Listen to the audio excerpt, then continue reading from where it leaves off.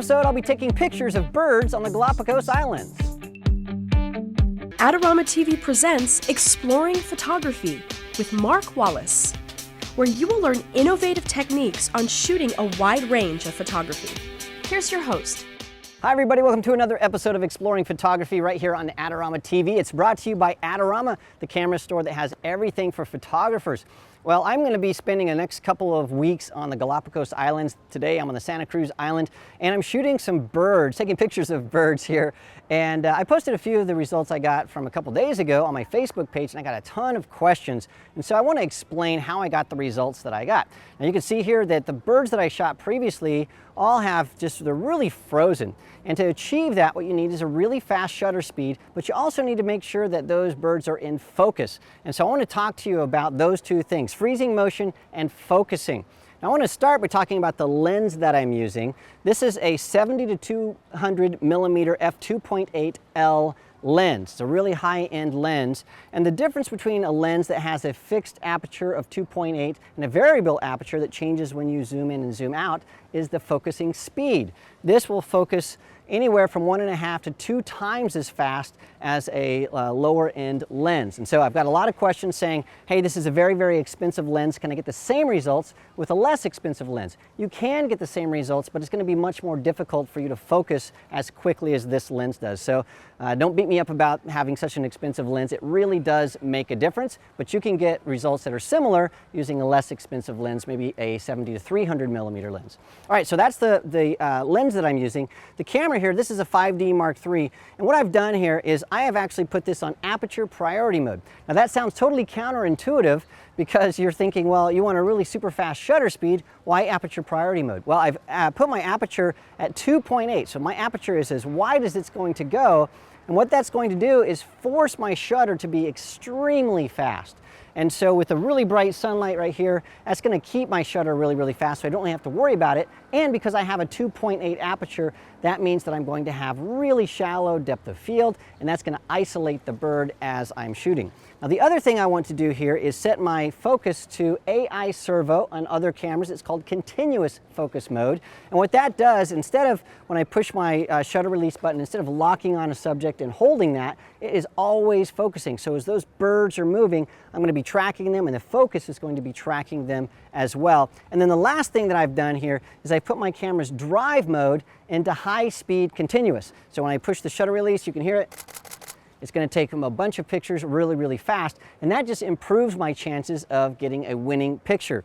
Now, I'm not going to be using a tripod because things are going to be moving around, so what I'll do is I'll put my autofocus point to the center autofocus point. That's the fastest, by the way, autofocus point on your camera.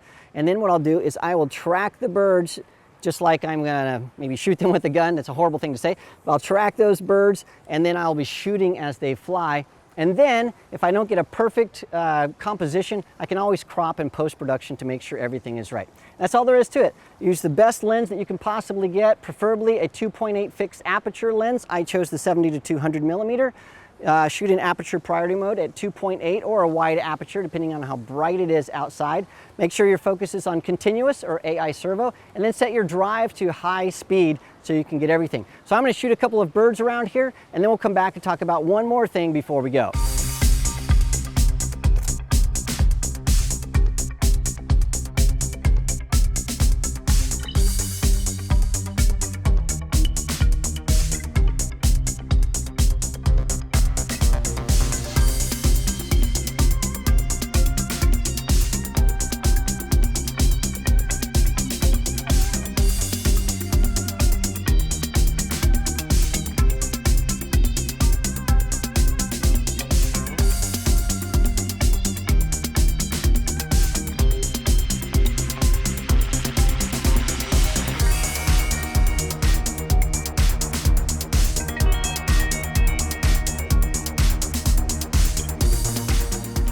Well, part of taking photos of birds, it's a waiting game, and so I'm waiting for some of these birds to fly by, and you never know what you're going to get. There's a guy right there.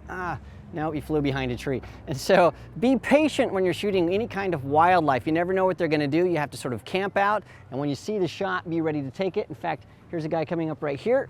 I'm going to just track him. Perfect, here he comes. And that's how, oh, look at this guy. Yeah, that's how it works. You have to make sure that your camera is always ready to go because you never know what happens. So I've got my everything preset, and as soon as I see something, I can go ahead and shoot. So let's keep going and see what kind of shots we get. Hey, I just want to remind you that Adorama has some terrific contests. You can win great prizes. So click on the link and enter the contest today.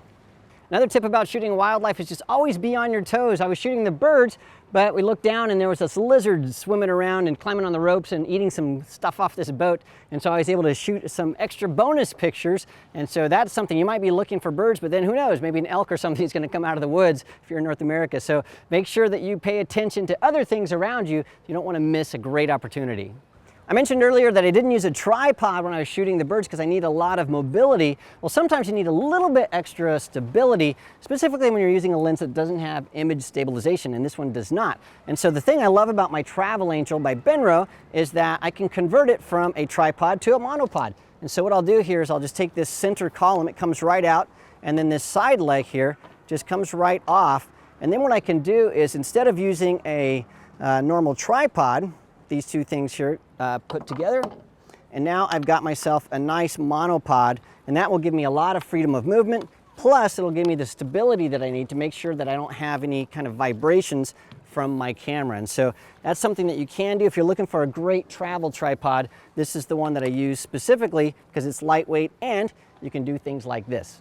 Well, thanks for joining me today for Exploring Photography. I hope that you learned a few things about shooting things that move. In fact, the stuff that we shot today, the birds, it could be anything. It could be runners, it could be motorcycles, it could be cyclists, it can be anything that moves. The principles all are the same. You want to use a great lens. You want to make sure that your camera is set to continuous or AI servo focus mode, a high-speed drive, and then to get that shallow depth of field, open up your aperture wide, and that'll force your shutter to go really, really fast, and that's going to freeze motion.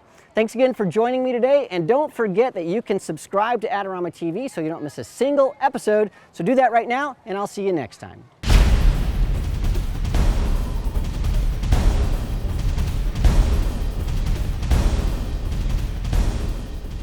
Do you want great looking prints at low cost? Be sure to visit our easy-to-use online printing service.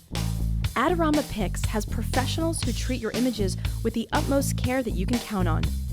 For a quick turnaround on photos, cards, or albums, use AdoramaPix.com.